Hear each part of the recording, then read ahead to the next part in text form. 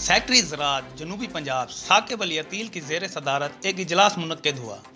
Secretary ज़राअत जनूबी पंजाब साकिब अली अतील ने शुरा से खिताब करते हुए कहा कि महकमा ज़राअत की तरफ से ज़रूरी ज़हरों की फार्मूलेशन, पैकिंग, डिस्ट्रीब्यूशन और स्टोरेज से मुतल्लिक जारी करदा SOPs पर मुकम्मल अमल दरामद कराने वाले ही अपना कारोबार जारी रख सकेंगे।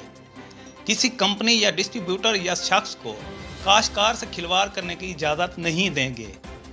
काश्तकार कपास की फसल को ज़रूर इसाक कीड़ों और बीमारियों से बचाने के लिए ज़रूरी अद्वियात खरीदने के लिए जो रकम खर्च करता है, अगर उसका काश्तकार को फ़ायदा ना हो तो फसल की लागत काश्त में इजाफे के साथ साथ पैदावार पर भी गहरा असर पड़ता है, जो कि मजमूई मुल्की मैशत के लिए ख़तरा है।